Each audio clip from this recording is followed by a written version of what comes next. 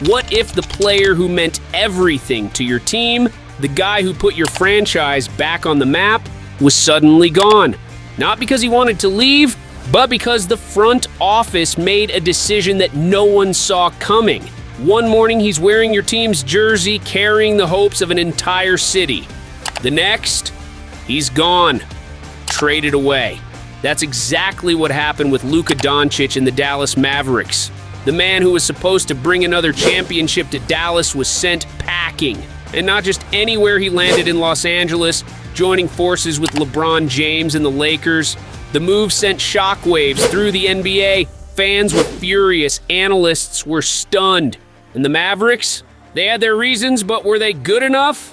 Did Dallas just make the worst trade in franchise history? Luka Doncic wasn't just a good player, he was a superstar. Since being drafted in 2018, he had dominated the league with his unmatched skill, size, and court vision. He made the Mavericks relevant again, leading them to deep playoff runs and proving that he could carry an entire team on his back. By 2025, he was an all-star, an all-NBA first-team regular, and one of the most electrifying players in basketball. But behind the scenes, things weren't perfect.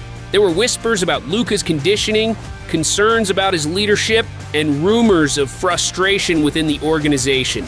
Some in the front office believed that the Mavericks had become too reliant on him.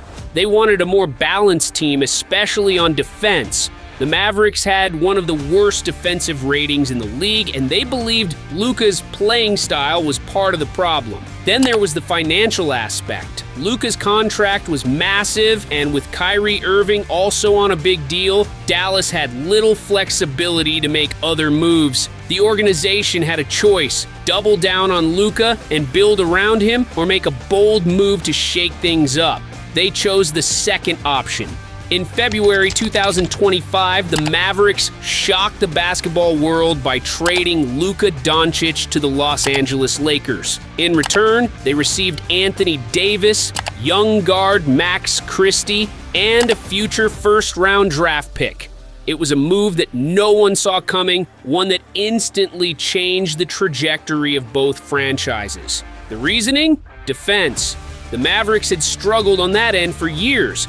They believed Davis was the answer. When healthy, he was one of the best defenders in the league, a dominant shot blocker, a force in the paint, and a player capable of guarding multiple positions. The front office envisioned him as the anchor they had been missing, a defensive powerhouse who could balance out the team's weaknesses. Pairing him with Kyrie Irving, they thought, would create a more complete and competitive roster. But was that really enough? Luka wasn't just an elite player, he was the heart of the Mavericks. He was their identity, their franchise cornerstone, the one player who made them relevant again. Trading him away wasn't just about basketball strategy, it was about tearing apart everything the team had built over the last few years. And for what? A gamble on health, fit, and an uncertain future. The moment the trade was announced, the backlash was instant. Mavericks fans were furious, flooding social media with outrage. Some even gathered outside the arena in protest, demanding answers. Luka wasn't just another star, he was the star, the face of the franchise, the one who gave fans hope that another championship was possible. And now, he was gone. The media didn't hold back either. Analysts tore into the Mavericks, calling it one of the worst trades in recent history. Stephen A. Smith called it a colossal mistake. Shaquille O'Neal bluntly said that Dallas had cursed itself. The consensus? The Mavericks had just thrown away their future. Even NBA players reacted. LeBron James, Luka's new teammate, simply tweeted, "Sheesh," which spoke volumes. Dirk Nowitzki, the greatest Maverick of all time, reportedly reached out to Luka personally, shocked and disappointed by the move. This wasn't just a controversial trade, it had shaken the league. And then there was Luka himself. At his Lakers introductory press conference, he kept it professional. "I love Dallas, but it's a business. I'm here now and I want to win. no drama, no bitterness, but if you looked closely, you could see this wasn't how he imagined leaving the team he once called home. If the Mavericks thought this trade would make them better, reality hit them hard. Right after the deal, Dallas completely fell apart. They dropped 9 of their first 11 games, struggling to find any offensive rhythm.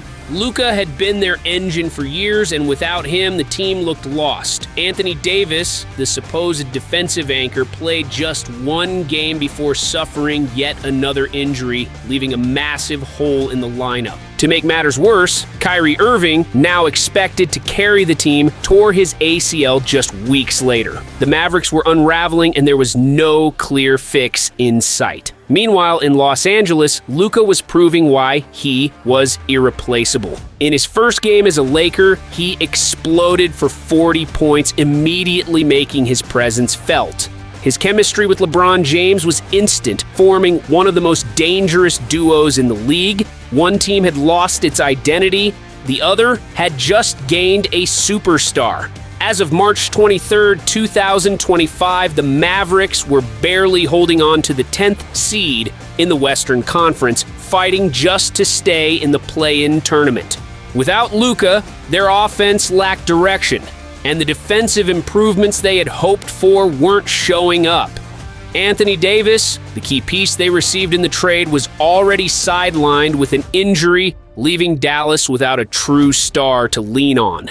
The struggles were undeniable, and frustration was growing with every loss. The Lakers were thriving. Luka had them sitting comfortably in the top 4 of the West, forming an unstoppable duo with LeBron James. Night after night, he delivered dominant performances, making the Lakers look like true title contenders. Every time he stepped on the court, he reminded Dallas of exactly what they had given up. So, was this trade a nightmare for the Mavericks? It sure looks that way. But what do you think? Was this the worst trade in Mavericks history? Could Dallas recover from this, or did they just set their franchise back years? Let me know in the comments below. I want to hear your thoughts. And if you enjoyed this breakdown, make sure to like, share, and subscribe for more deep dives into the biggest moves in sports. Don't forget to hit the bell icon so you never miss an update.